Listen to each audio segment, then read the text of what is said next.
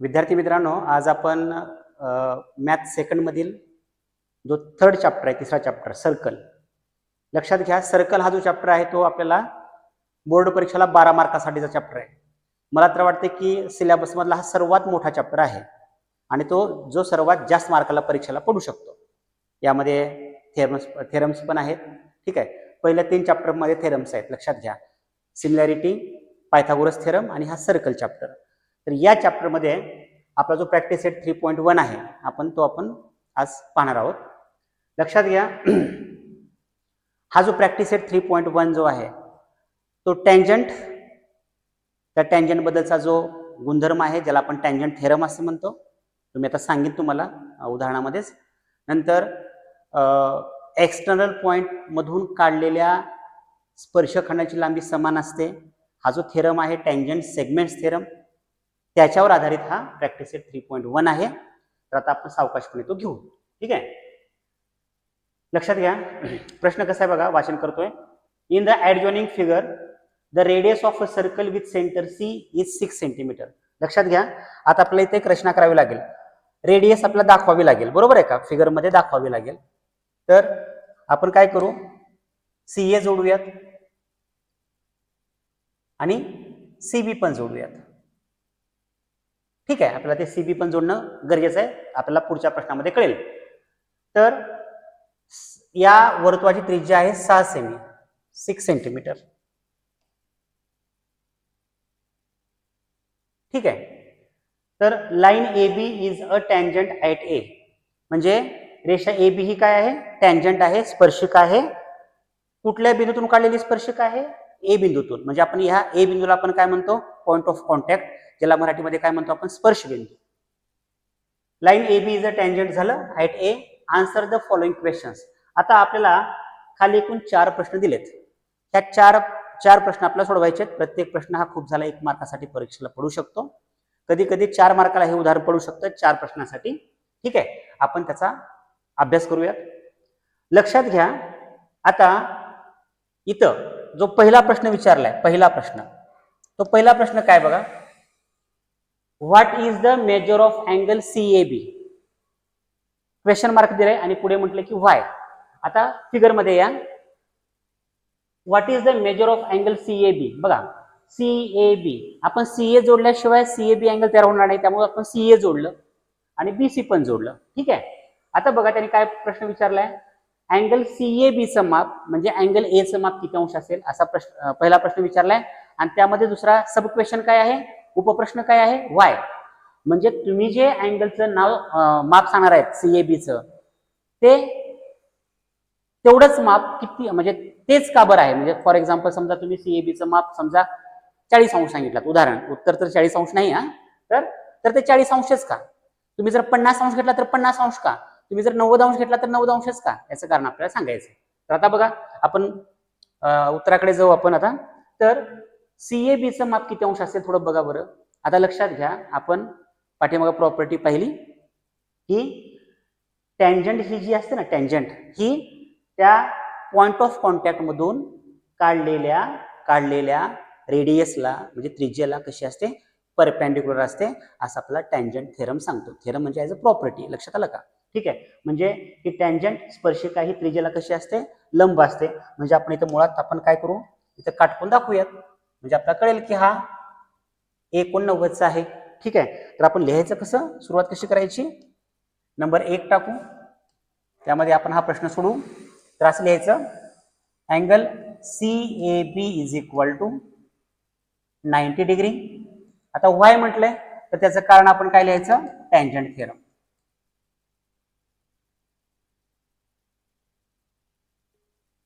Tangent theorem संपलं. पहिल्या प्रश्नाचं उत्तर संपलं, CABचं माप 90 अंश आहे. पुढे सेकंड क्वेश्चन त्यांनी काय म्हटलंय, सेकंड क्वेश्चन काय आहे, what is the distance of point C from line AB. परत व्हाय असा प्रश्न विचारलाय, म्हणजे बिंदू A चं रेषा AB पासूनचं अंतर किती आहे असं म्हटलंय. कधी पण एक गोष्ट लक्षात ठेवा, एखाद्या रेषेचं एखाद्या बिंदूपासूनचं अंतर जर म्हटलं ते परपेंडिक्युलर डिस्टन्स हे गृहीत धरतात. म्हणजे डोक्यात आलं का तुमच्या, CA हा परपेंडिक्युलर आहे आता 89 अंशाचा असल्यामुळं, म्हणजे CA अंतर म्हणजेच काय, बिंदू सी चं ए बी पासूनचं अंतर. म्हणजे आपल्याला असं म्हणता येईल ट्रायंगल सी ए बी 90 अंशाचा असल्यामुळं सेगमेंट आपण काय लिहू शकतो, C A perpendicular line A B असं लिहू शकतो आपण. म्हणजे सी ए हा कशावर लंब झाला, ए बी वर लंब झाला 90 अंशाचा कोन झाल्यामुळं. ठीक आहे, देअरफॉर असं लिहूया खाली. बट आता सी ए ची लांबी किती आहे, C A is equal to how many, radius आहे ही 6 सेंटीमीटर. याचं कारण लिहू आपण गिवन, हे दिले आपल्याला, बरोबर आहे की नाही. देअरफॉर वाक्य काय असेल, what is the distance of point C म्हटलंय. The distance of point C from line A B is how many, 6 centimetre. आलं लक्षात. परत एकदा सांगतो, एखाद्या रेषेचं रेषेबाहेरील बिंदूपासूनचं अंतर जर विचारलं किंवा त्या बिंदूचं त्या रेषेपासून जर अंतर विचारलं तर काय करायचं, त्या बिंदूतून लंब टाकायचा. ते सगळ्यात जवळचं अंतर असतं, ते परपेंडिक्युलर डिस्टन्स. लंबांतर म्हणजेच काय असेल, त्या बिंदूचं त्या रेषेपासूनचं अंतर असेल. म्हणजे बिंदू सी चं रेषा ए बी पासूनचं अंतर किती असेल, सी ए इतकं अंतर असेल, म्हणजे 6 सेमी असेल. ओके. आता तिसरा प्रश्न जो आहे काय म्हटलंय, आता एक काम करू आपण, इथं लिहूयात नंबर 3. किंवा तुम्हाला हे जर समजलं असेल तर हे तुम्ही लिहून घ्या, आपल्याला बोर्ड पुरवणार नाही. आपण काय करू, 3rd प्रश्न इथं चालू करूयात आपण. ठीक आहे, हे लिहून घ्या, व्हिडिओ पॉज करा आणि लिहून घेऊ शकता तुम्ही. एक काम करू आपण,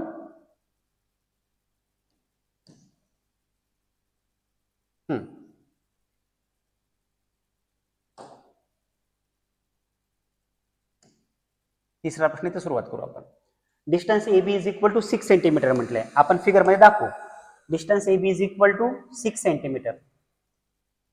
तर पुढे काय विचारलाय प्रश्न, find distance B C. B C काढायचं, किती सोपं आहे हो. सरळ सरळ 89 अंशाचा असल्यामुळं आपण पायथागोरस थेरम वापरू शकतो. कसं लिहायचं, in triangle A B C म्हणूयात.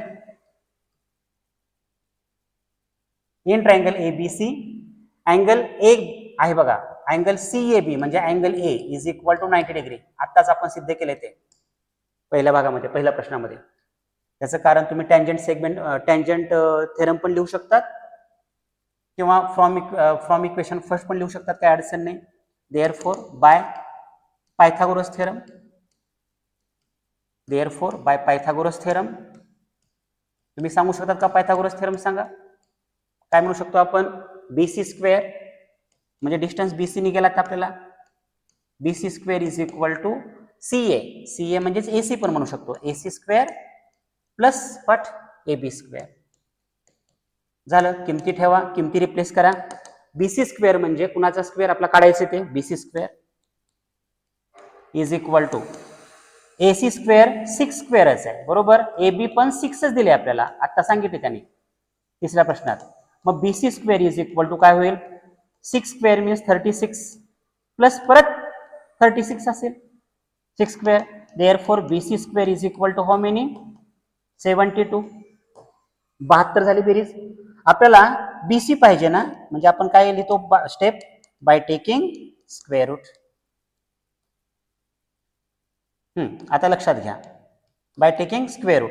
आता स्क्वेअर रूट निघत नाही बरं का डायरेक्ट, म्हणजे बीसी इज इक्वल टू आपण काय करणार, एक स्टेप कशी घेणार, इन द स्क्वेअर रूट 72 घेणार, बरोबर. 72चं वर्गमूळ. आता 72चं वर्गमूळ निघत नाही तर बीसी इज इक्वल टू काय म्हणणार आपण, त्याची एक फोड करणार. आता लक्षात घ्या, फोड अनेक प्रकारची फोड होऊ शकते गुणाकारामध्ये. 12 गुणिले 6 पण होणार आहे, 72 होईल. 36 गुणिले 2 पण होणार आहे.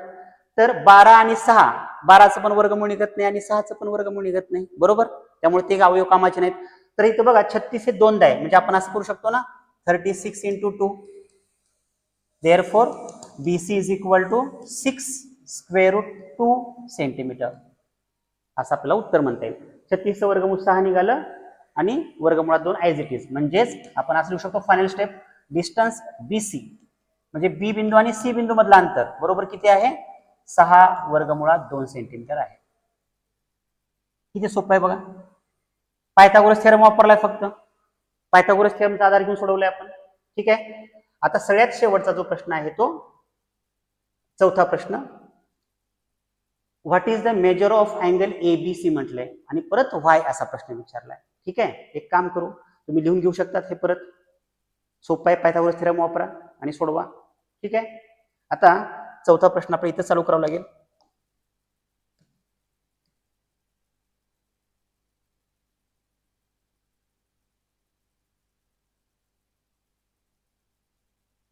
प्रश्न सोपा आहे, फक्त मोठा प्रश्न आहे हा. आता बघा इथं फिगर मध्ये या, एबीसीचं माप म्हणजे बी कोणाचं माप आपल्याला काढायचं आहे. इथं समोर बघा बरं सगळेजण, हा बी कोण, बी अँगल इथं आहे एबीसी, बरोबर आहे का. या कोणाचं माप किती अंश असेल असा प्रश्न विचारलाय, तर आपण तोंडी सोडू शकतो याचं उत्तर. ठीक आहे. तुम्हाला सांगता येईल का किती अंशाचा असेल ते, तर तो अँगल असेल 45 डिग्रीचा. आता प्रश्न पडला कशामुळं, तर ह्या ट्रायंगल सीएबी किंवा एबीसी मध्ये दोन बाजू एकरूप आहेत, म्हणजे हा आयसोस्केलेस ट्रायंगल होणार आहे. तो राईट अँगल ट्रायंगल तर मुळात आहेच आहे. आता ह्या त्रिकोणाच्या दोन बाजू समान आहेत, एकरूप आहेत, कॉन्ग्रुएंट आहेत. कोणत्या कोणत्या, सीए आणि एबी. तर ज्या दोन बाजू एकरूप आहेत त्यांच्या त्या बाजू समोरचे कोण सुद्धा एकरूप असतात, म्हणजे सी पण कोण आणि बी हे दोन्ही पण कोण एकरूप असतील. कोणते कोणते, सी आणि बी. लक्षात आलं का. आपला बी कोणच विचारलाय, त्यामुळं आपण बी बद्दलच बोलूयात, बी कोणाबद्दलच बोलूयात, पण सी कोण आणि बी कोण हे समान मापाचे असतात. का, आयसोस्केलेस ट्रायंगल प्रॉपर्टी. ठीक आहे. आता मला सांगा, जर हा 90चा असेल तर त्रिकोणाच्या तीन कोणाच्या मापांची बेरीज किती असते, 180 असते. त्यापैकी हा 90चा गेला, ए कोण राहिले दोन कोण, कोणते कोणते, सी आणि बी. तर 90 180 मधून 90 मायनस केलं तर काय होतं, 90 राहतं. ते दोन्ही पण समान असल्या कारणाने हे 45 डिग्रीचे होतात. हे झालं ओरली, तोंडी. आता लिहून कसं घ्यायचं किंवा रिटर्न आपण स्किल कसं वापरायचं हे बघा. आता बघा लिहायचं कसं,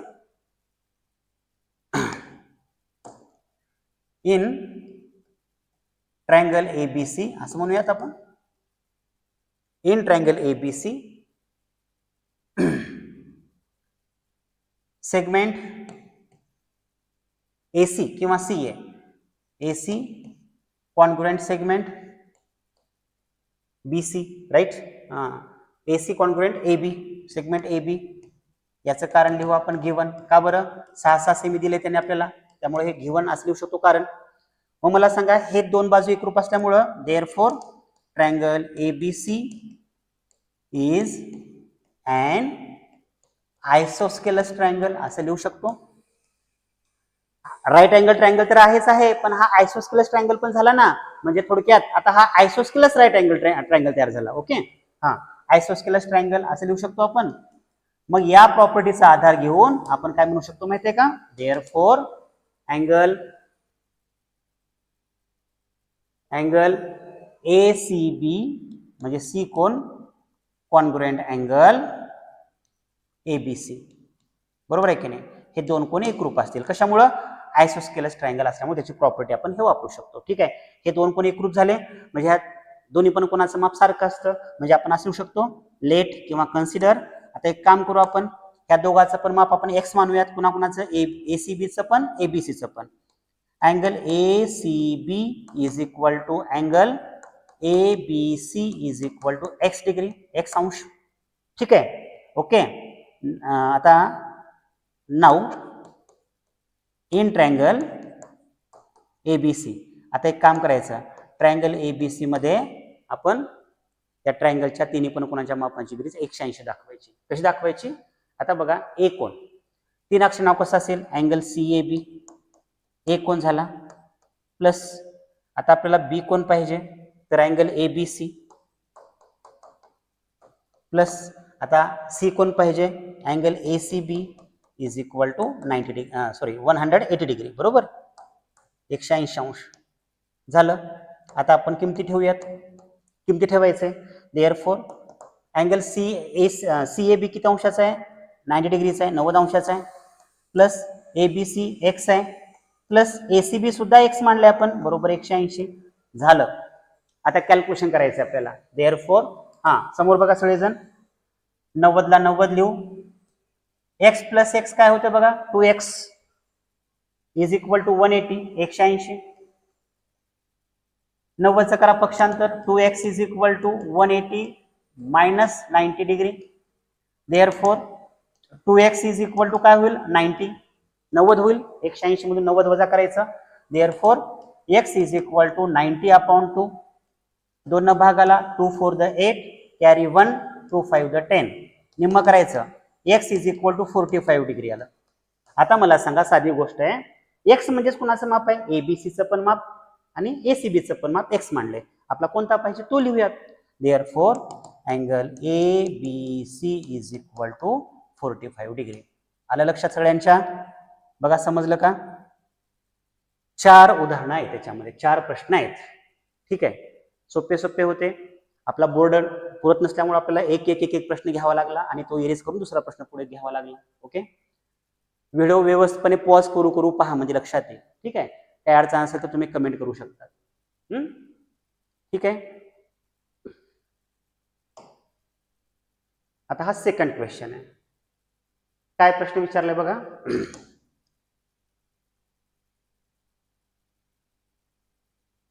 प्रश्न काय विचारलाय.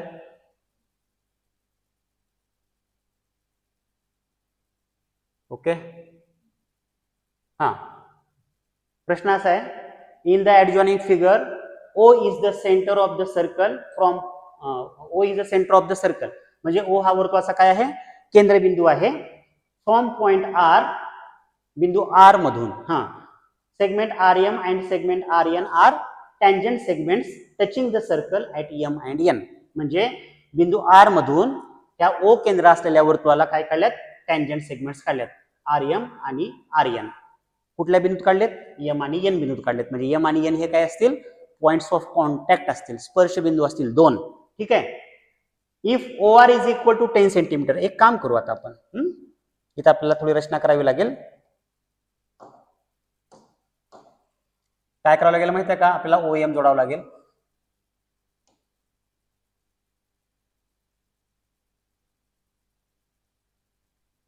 ठीक आहे. पुन्हा परत ओएन पण जोडावं लागेल. हो ना. का त्याचं कारण तुम्हाला लक्षात येईल. आता इथं काटकोन दाखवावं लागेल आपल्याला. टँजंट थेरम नुसार येणार आहे ते. आता बघा माप लिहू आपण. ओ आर बरोबर किती म्हटलंय 10 सेंटीमीटर 10 सेंटीमीटर लिहू आपण. And radius of the circle 5 centimetre. म्हणजे ओएम पण रेडियस आहे 5 सेंटीमीटर आणि ओएन पण रेडियस आहे 5 सेंटीमीटर. तुम्हाला कळण्यासाठी दाखवलंय. बरोबर. आता आता 3 प्रश्न विचारलेत. पहिला प्रश्न काय what is the length of each tangent segment. आता बघा समोर बघा. ईच टँजंट सेगमेंट प्रत्येक म्हणजे 2 आहेत आर एम आणि आर एन. ह्या दोन्ही पण टँजंट सेगमेंटची लांबी किती असेल असा प्रश्न विचारलाय. लेंथ विचारलाय. तर आता बघा साधी गोष्ट आहे. आपण कुणाची जरी एकाची लांबी काढली तुम्ही आर एम ची लांबी काढा किंवा आर एन ची लांबी काढा दोघांची पण लांबी समान असते.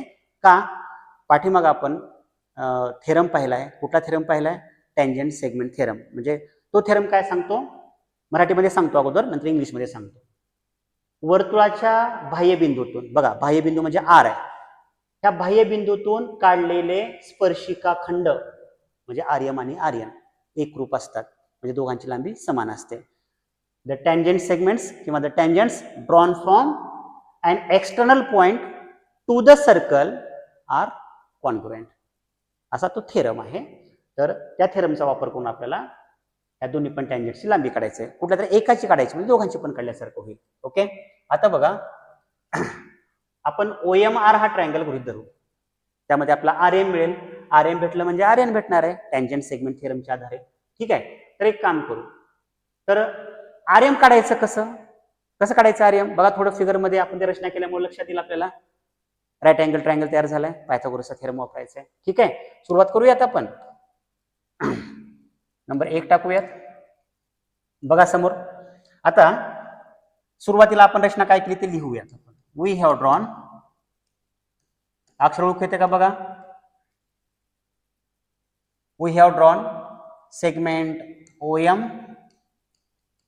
And segment ON. ओएम आणि ओएन काढलं आपण. ठीक आहे. जोडलं आपण ते. आता माप आपण लिहिलेत त्यामुळे पटकन समजणार आहे तुम्हाला. ओके. नाऊ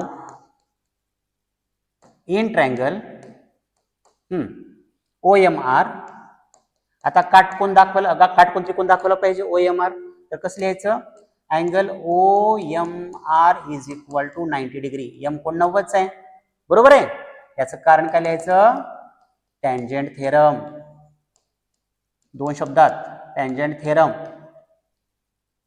म्हणजे टँजंट ही त्या पॉइंट ऑफ कॉन्टॅक्ट मधून काढलेल्या रेडियसला कशी असते? परपेंडिक्युलर असते, बरोबर. Therefore bye Pythagoras theorem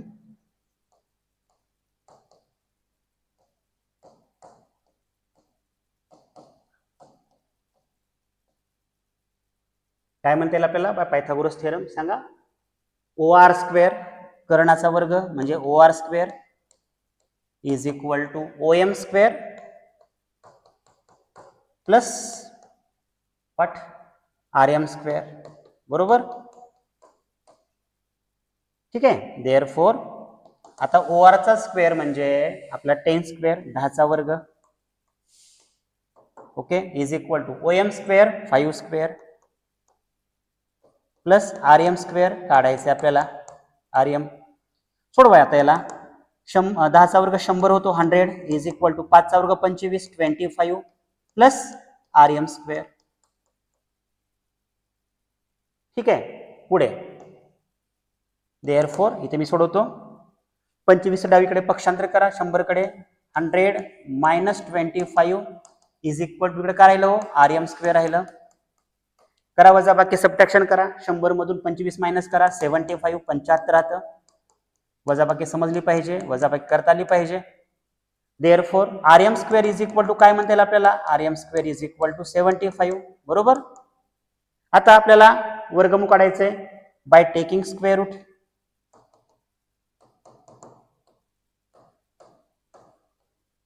bye taking square root काय म्हणता येईल बघा? By taking square root RM is equal to काय म्हणता येईल आपल्याला? वर्गमूळ निघत नाही डायरेक्ट, वर्गमुळात 75 ठेवायचं. आता त्याचं वर्गमूळ निघत नाही तर आपल्याला फोड करता येते. RM इज इक्वल टू काय करता येईल आपल्याला? 25 गुणिले 3, कारण ह्या दोघांचा गुणाकार कळेल. 25 आणि 3 चा गुणाकार 75 येईल. देअरफॉर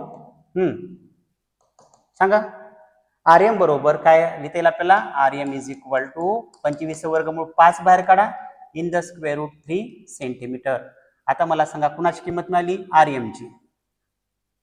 एक टँजंट सेगमेंट भेटली. आता RN पण किती असणार आहे? 5 वर्गमुळात 3च असणार आहे.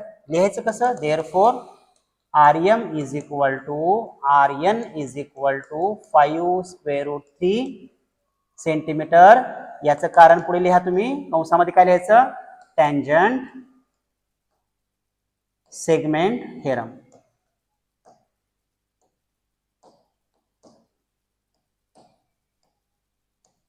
ओके, म्हणजेच आपण काय काढलं? The length of each tangent segment. खाली वाक्य लिहू शकतात तुम्ही. एक वाक्य काय लिहू शकतात? Therefore the length of each tangent segment is how many? 5 square root 3 centimetre. किती सोपं आहे बघा. बघा समजून घ्या. तुम्हाला 1 मिनिटाचा वेळ देतो मी. वाचून घ्या हे, बघा समजते का?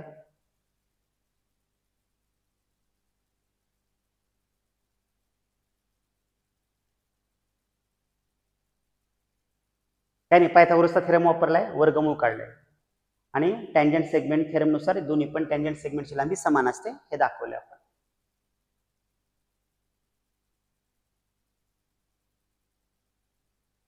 ठीक आहे, हे इरेज करतो मी.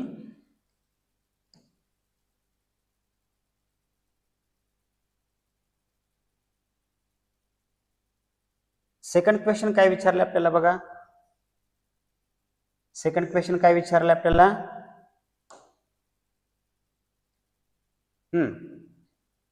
What is the measure of angle MRO? बघा चेक करा फिगर मध्ये. कुठं आहे MRO बघा बरं, मी दाखवतो फिगर मध्ये तुम्हाला समजण्यासाठी.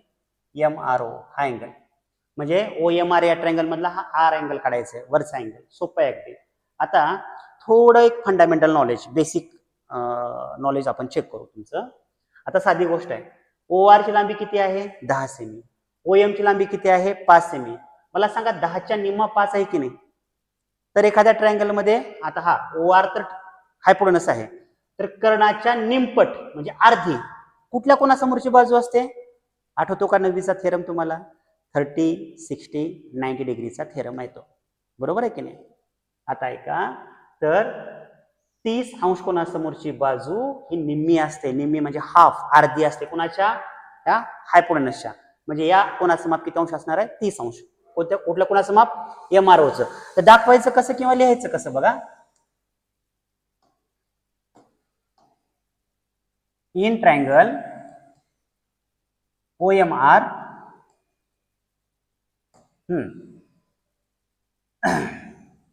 Angle OMR is equal to 90 degree. हे तर 90चं आहेच. याचं कारण काय?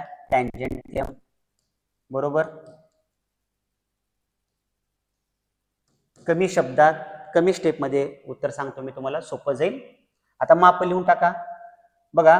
OR ची लांबी किती आहे? 10 सेमी आहे, राईट. कर्ण आहे हा. पुन्हा OM ची लांबी किती सेमी आहे? तर 5 सेमी आहे. मला सांगा, याच्या आधारे आपण असं म्हणू शकतो ना, therefore OM is equal to half into OR. बरोबर आहे का? चेक करा. हे वाक्य बरोबर आहे का बघा. हे विधान बरोबर आहे का? किती महत्वाचं विधान आहे बघा. OM ची लांबी हाफ आहे, अर्धी आहे कुणाच्या? OR च्या. कारण OM 5 आहे, OR 10 आहे, असं लिहू शकतो आपण. मला सांगा, तो तिची प्रॉपर्टी आहे, ती प्रॉपर्टी अशी लिहायची, by converse of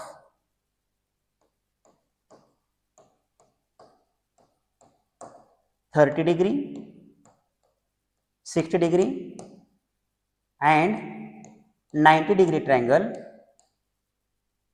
90 degree triangle काय म्हणू शकतो आपण?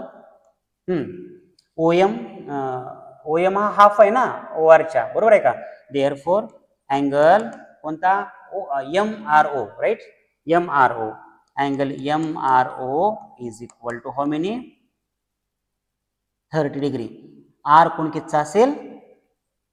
30 अंशाचा असेल. MRO 30 अंशाचा असेल. झालं. आता मला सांगा, पुढचा प्रश्न काय? What is the measure of angle MRN? MRN म्हणजे हा अँगल काढायचा आपल्याला, लक्षात घ्या. हा मोठा अँगल काढायचा आहे, हा मोठा अँगल काढायचा आहे, हा MRN, बरोबर आहे. तर त्यासाठी आपल्याला जसं MRO काढलं तसं आपण काय काढू शकतो सांगा बरं? हा अँगल, नाव सांगा बरं या अँगलचं. NRO. NRO सुद्धा किती अंशाचा असेल? 30 अंशाचा असेल. याच प्रॉपर्टीचा आधार घेतला तर ठीक आहे. म्हणजे आपण असं लिहू शकतो बरं का एक वाक्य. कसं? त्याच्या पुढेच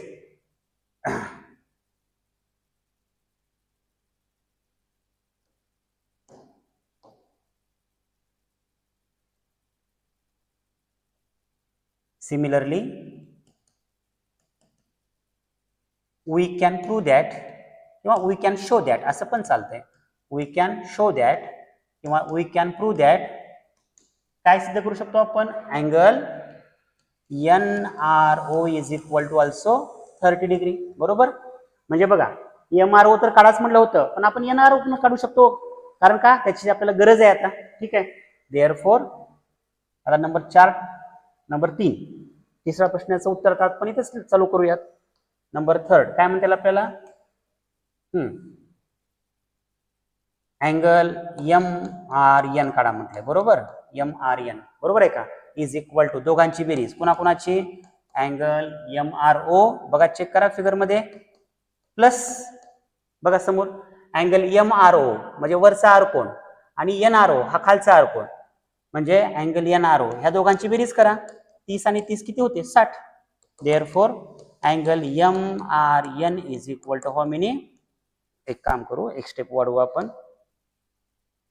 30 डिग्री प्लस 30 डिग्री असं लिहू आपण. 30 प्लस 30.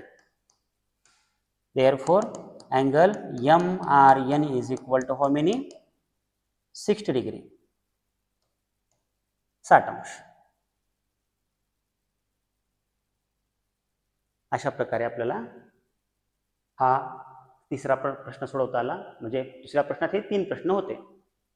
सोपं आहे की नाही मला सांगा? इथं लक्षात घ्या, बेसिक नॉलेज अतिशय महत्वाचं आहे. इथं आपला 30, 60, 90चा जो प्रमेय आहे त्रिकोणाचा तो पाठ असणं आवश्यक आहे.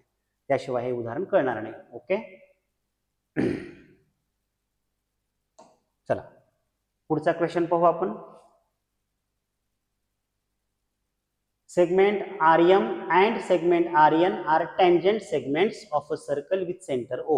काय म्हटलंय? RM आणि RN ह्या काय टँजंट सेगमेंट्स आहेत. बघा दुसऱ्या प्रश्नामध्ये आणि तिसऱ्या प्रश्नामध्ये सेम फिगर आहे बघा, आहे की नाही? हा, तर prove that segment OR bisects angle MRN as well as angle MON. सिद्ध करायचं, सिद्धता या ठिकाणी प्रूफ आहे. तसं जर RM आणि RN ह्या जर टँजंट सेगमेंट असतील तर आपल्याला सिद्ध काय करायचंय, हा जो सेगमेंट OR आहे की नाही, बघा चेक करा, हा सेगमेंट OR हा काय करतो, ह्या दोन कोणांना दुभागतो. कोणत्या कोणत्या? MRN ला, म्हणजे मोठ्या कोणाला, म्हणजे बघा मी दाखवतो तुम्हाला फिगर मध्ये, MRN ला म्हणजे ह्या मोठ्या कोणाला पण दुभागतो आणि ह्या MON ला पण दुभागतो. म्हणजे MRN चे पण दोन समान भाग करतो, करेक्ट, आणि MON चे पण दोन समान भाग करतो. हे आपल्याला सिद्ध करायचंय. अतिशय सोपं आहे, 2 मार्काला किंवा 3 मार्काला परीक्षेला खूप झाला प्रश्न पडू शकतो. ठीक आहे, आता बघा कसं सिद्ध करायचं. तोंडी सांगू तुम्हाला अगोदर, मी कधी पण लक्षात घ्या, अगोदर तोंडी सांगतो एखादं उदाहरण किंवा थेरम आणि नंतर लिहून देत असतो, म्हणजे तुम्हाला दोनदा होईल. ओके, आता बघा इथं फिगर मध्ये बघा, थोडं मी जे राईट केलेत हे 2 ट्रायंगल. आता ह्या 2 ट्रायंगल मध्ये मला सांगा M हा कोण कितीचा असणार आहे? 90चा असणार आहे. टँजंट थेरमचा आधार घेतला. बघा प्रत्येक उदाहरणामध्ये तो 90 दाखवत असताना आपण टँजंट थेरम लिहिले बरं का. N कोण सुद्धा किती अंशाचा असणार आहे? 90 अंशाचा. त्याचं कारण सुद्धा काय आहे? टँजंट थेरम, बरोबर. आता हे जे 2 ट्रायंगल आहेत कोणते कोणते? OMR आणि ONR. हे काय करायचे आपण? कॉन्ग्रुएंट दाखवायचे. कॉन्ग्रुएंट कसं दाखवायचं? हे दोन्ही पण राईट अँगल ट्रायंगल आहेत, त्याच्यामुळं एक स्पेशल टेस्ट आहे सिद्ध करण्यासाठी. ते 2 ट्रायंगल कॉन्ग्रुएंट आहे ते सिद्ध करण्यासाठी एक स्पेशल टेस्ट आहे. कुठली टेस्ट आहे? Hypotenuse side test. म्हणजे दोघांमधला एक एक हायपोटेनस आणि दोघांमधली एक एक साइड काय करायची? कॉन्ग्रुएंट दाखवायची. मग हे 2 ट्रायंगल कॉन्ग्रुएंट दाखवलं की त्याचे करस्पॉन्डिंग अँगल्स कसे असतात? कॉन्ग्रुएंट असतात. हे दाखवलं की सिद्ध होऊन जातं. कसं? आता बघा समोर किती सोपं आहे बघा. हा, आपल्याला असं लिहिता येईल, in triangle OMR and triangle ONR, त्याच्यामध्ये अँगल OMR म्हणजे M कोण is equal to angle ONR म्हणजे N कोण इज इक्वल टू 90 डिग्री. 90चा होईल कोण? दोन्ही पण कोण? M आणि N कोण. याचं कारण काय लिहायचं परत? Tangent theorem. म्हणजे एक लक्षात आला असेल तुमच्या की हे दोन्ही पण काटकोन त्रिकोण दाखवले आपण. झालं, यामध्ये आता टेस्ट वापरायची आणि कॉन्ग्रुएंट दाखवायचं. कसं? नाऊ बघा समोर सगळेजण, ह्यात बघा फिगर मध्ये दोन्ही पण ट्रायंगल मध्ये OR ही कॉमन साइड आहे, ते हायपोटेनस आहे दोघांमध्ये. ठीक आहे, OR कॉमन साइड आहे ती.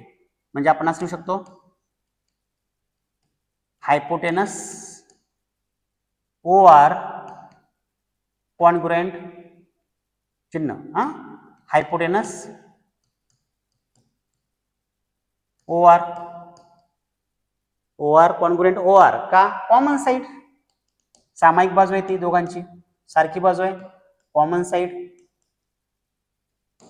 ठीक आहे, नंतर झालं एक हायपोटेनस दाखवला. आता OMR मध्ये OM आणि ONR मध्ये ON. बघा OM आणि ON करस्पॉन्डिंग साइड दिसतात, पण हे एकरूप का बरं आहेत? तर त्याचं कारण लिहूयात आपण. असं लिहायचं, सेगमेंट OM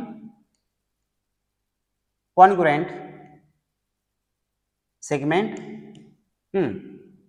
ON. कारण सांगा बरं याचं कारण. असं लिहायचं, रेडियाई आणि एक शब्द आहे radii of the same circle. म्हणजे काय हो? याचा मराठीमध्ये अर्थ काय होतो?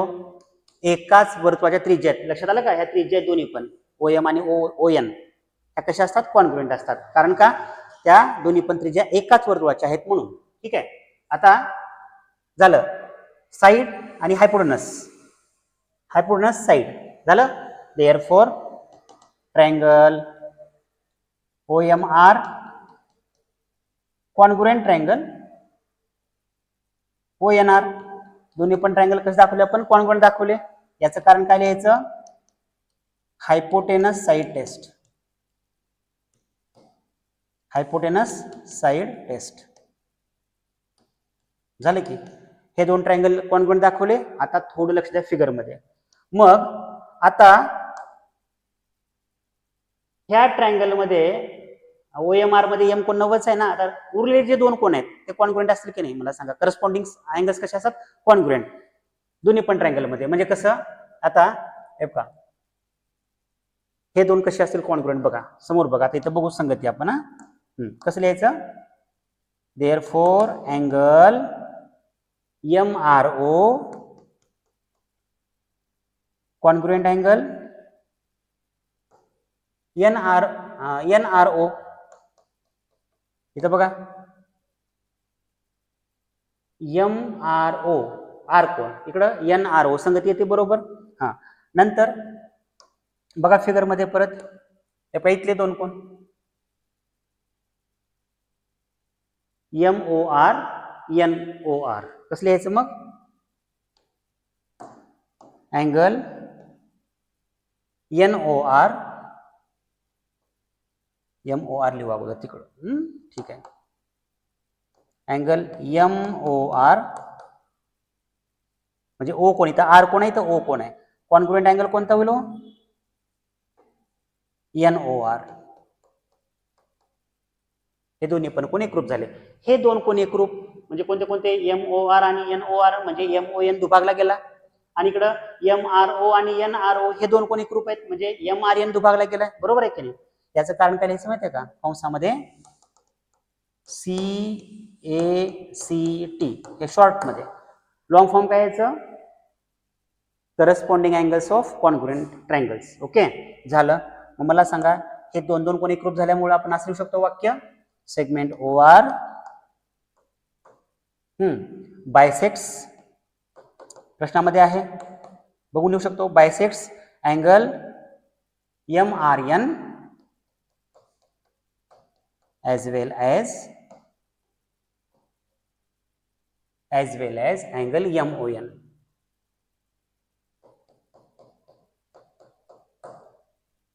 संपलं. किती सोपं आहे बघा 2 किंवा 3 मार्कासाठी. काय करायचं हे दोन्ही पण राईट अँगल ट्रायंगल कॉन्ग्रुएंट दाखवायचे कुठल्या टेस्टनुसार हायपोटेनस साइड टेस्टनुसार आणि करस्पॉन्डिंग अँगल्स कॉन्ग्रुएंट दाखवायचे सिद्ध होऊन जातं. ठीक आहे बघा कुठलं समजलं नाही ते विचारू शकतात मला.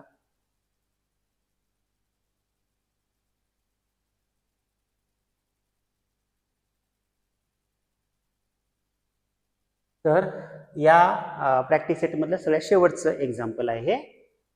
What is the distance between two parallel tangents of a circle having radius 4.5 centimetre justify your answer.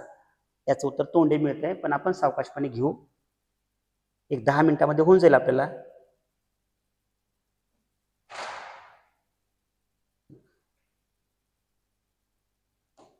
आपला फिगर काढावी लागेल. फिगर दिली नाही बरोबर. मी वाटल्यास तुम्हाला तोंडी सांगतो तुम्ही सोडू शकतात. ठीक आहे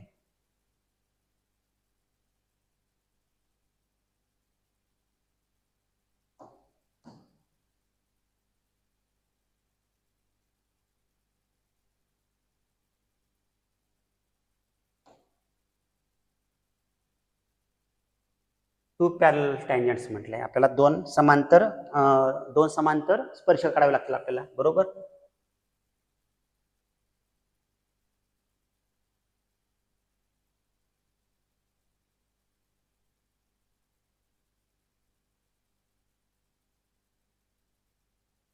ठीक आहे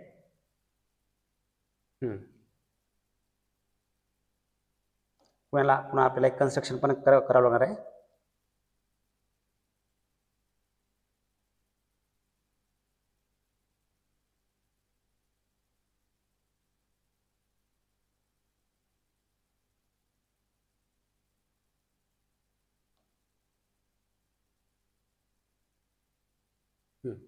एक काम करू आपण पहिली टँजंट समजू आपण ए बी, दुसरी टँजंट समजू आपण सी डी,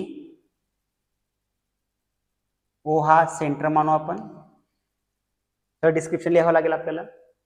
आणि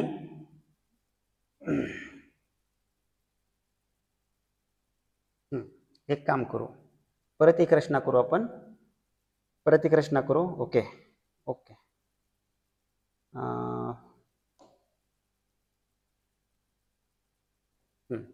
हे पण जोडू आपण.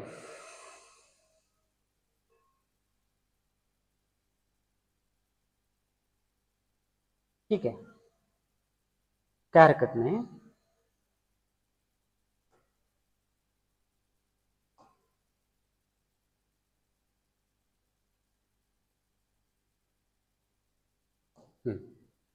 आता टँजंट ज्या ठिकाणी स्पर्श केली वर्तुळाला किंवा छेदली, इथं नाव देऊयात आपण समजा फॉर एक्झाम्पल एम, आणि इकडे नाव देऊयात आपण एन. ठीक आहे, इथं नाव देऊयात आपण एक्स, इथं नाव देऊयात आपण वाय. ठीक आहे, सोपं आहे अगदी. आता रेडियस किती आहे म्हटलंय? 4.5. 4.5 एम ओ, 4.5 ओ एन. साधी गोष्ट आहे. इथं काटकोन तयार होईल, इथं काटकोन तयार होईल, बरोबर आहे की नाही? आता सगळं डिस्क्रिप्शन आता आपल्याला इथे लिहावं लागेल. मी लिहित बसत नाही, मी तुम्हाला तोंडी सांगू, तुम्ही घरी सोडवा, सोपं आहे अगदी. ठीक आहे. In the figure the circle with centre O, in the circle with center O, line AB and line CD are the tangents at point M and N respectively. बरोबर असं म्हणता येईल आपल्याला. पुन्हा line AB parallel line CD, AB आणि CD ह्या parallel आहेत. आता आपण एक रचना काय केली, एक्स वाय ही एक आपण रेषा काढली, कुठून? बिंदू O मधून जाणारी, सेंटर मधून जाणारी, वर्तुळाच्या केंद्रबिंदूतून जाणारी रेषा काढली आपण. ती कशी आहे? AB ला पण समांतर आहे आणि सीडीला पण समांतर आहे. ओके, एम या ठिकाणी काटकोन, एन या ठिकाणी काटकोन का बरं तयार झाला सांगा बरं? Tangent theorem. बरोबर, हे सगळं आपण डिस्क्रिप्शन मध्ये लिहू शकतो. आपला काय विचारलंय वाचा. What is the distance between two parallel tangents of a circle having radius 4.5 centimetre? Justify your answer म्हटलंय. बरोबर, किती असेल अंतर? आता दोन टँजंट्स मधला अंतर किती असेल? पॅरलल टँजंट्स आहेत त्या, हे 4.5 म्हणजे 9.0. 9.0 म्हणजे 9 सेंटीमीटर असेल. बरोबर आहे का? आता हे कसं असेल तर काय करायचं, ही एक रेषा आहे दाखवायचं एम एन, मान्य? O M tangent, O M radius आहे, ओ एन पण रेडियस आहे, पण एम एन ही पूर्णपणे एक रेषा आहे सिद्ध करायचं. कसं सिद्ध करायचं? आता बघा, थोडं बघा इकडं, एक्स वाय ही समांतर आहे AB ला. मग समांतर असल्यामुळं बरोबर हे दोन अँगल कुठले होतात? हो, कोणते कोणते? AMO किंवा OMA आणि XOM, हे कुठले अँगल तयार होतात? हे दोन कोण? Interior angles. हे इंटिरियर अँगल्स कसे असतात? सप्लिमेंटरी असतात. दोघांच्या मापांची बेरीज 180 अंश असते. मग एम कोण जर 90 असेल तर हा ओ कोण सुद्धा कितीचा असणार आहे? 90चा असणार आहे. त्याचप्रमाणे ह्या दोन समांतर रेषा जर गृहीत धरल्या तरी सुद्धा त्यावेळी सुद्धा काय होईल? XON सुद्धा कसा असेल? 90 अंशाचा असेल. बरोबर आहे की नाही? म्हणजेच थोडक्यात हे दोन्ही पण जे आहेत ना, MOX किंवा NOX, हे दोन्ही पण 90 अंशाचे आहेत. बरोबर आहे? ह्या दोघांच्या मापांची बेरीज 180 अंश व्हायला की नाही? ह्या दोघांच्या मापांची बेरीज म्हणजे हे कसे आहेत? लिनियर पेअर ऑफ अँगल्स तर आहेतच आहेत. दोघांच्या मापांची बेरीज 180 अंश आहे आणि ते ऍडजस्टंट अँगल्स पण आहेत, लगतचे कोण पण आहेत. लगतचे पण कोण आहेत आणि लिनियर पेअर ऑफ अँगल मध्ये पण आहेत हे दोन्ही पण. म्हणजेच MON ही काय आहे? एक रेषा आहे. म्हणजे आपण काय करायचं? OM आणि ON हे काय दाखवायचे? अपोजिट रेस दाखवायचे. म्हणजेच आपला काय म्हणता येईल? MN इज इक्वल टू काय असेल मग? OM प्लस ON असेल. देअरफॉर MN बरोबर काय असेल? 4.5 प्लस 4.5 म्हणजेच 9.0, म्हणजेच काय लिहायचं? 9 सेंटीमीटर लिहायचं. म्हणजे याचा अर्थ काय होतो? या दोन पॅरलल लाईन मधलं अंतर हे 9 सेमी आपण दाखवू शकतो. तर हे मी तोंडी सगळं सांगितलं तुम्हाला, तुम्ही डिस्क्रिप्टिव्ह रूपामध्ये तुम्ही असं लिहू शकतात. ओके, जर तरी पण कळलं नसेल तर मला तुम्ही कमेंटमध्ये सांगा. आपण नेक्स्ट व्हिडिओमध्ये हे उदाहरण आपण घेऊ शकतो, काही अडचण नाही. ठीक आहे. फक्त थोडं ओरली आपल्याला सिद्ध करायचं आहे. तर एकूण 4ला 4 उदाहरणं आपण घेतले. 4 उदाहरणं त्या प्रॅक्टिस सेट 3.1 मध्ये. हा चॅप्टर खूप मोठा आहे राजांनो, चांगला अभ्यास करा. स्कोरिंग सब्जेक्ट आहे, स्कोरिंग चॅप्टर आहे हा, विशेष म्हणजे. ठीक आहे, काय अडचण असेल तर विचारा. आणि विशेष म्हणजे लक्षात घ्या, टोटली व्हिडिओज तुम्हाला यूट्यूबवर भेटत आहेत आपल्या सिलेबसचे. आणि दुसरी गोष्ट म्हणजे जे काही होतकरू विद्यार्थी आहेत महाराष्ट्रामधले, त्या विद्यार्थ्यांना सुद्धा हे व्हिडिओ कामाचे राहतील. ते मराठीचे असोत, मराठी माध्यमाचे असोत किंवा सेमीचे असोत. लक्षात घ्या, जरी सेमी मीडियममध्ये किंवा इंग्लिश मीडियममध्ये जरी मी शिकवत असेल, ह्या म्हणजे सिलेबस घेत असेल, तरी सुद्धा जास्तीत जास्तपणे मी मराठीतून सांगतोय सगळ्या विद्यार्थ्यांना समजण्यासाठी. त्यामुळं लाईक करा, चॅनलला आपल्या सबस्क्राईब करा आणि सगळे व्हिडिओ आपले इतरांना सुद्धा कामाला येऊ द्या. उपयुक्त आहेत हे उदाहरण व्हिडिओज, त्यांना सुद्धा पाठवा आणि आपलं चॅनल सबस्क्राईब करा. Okay, thank you.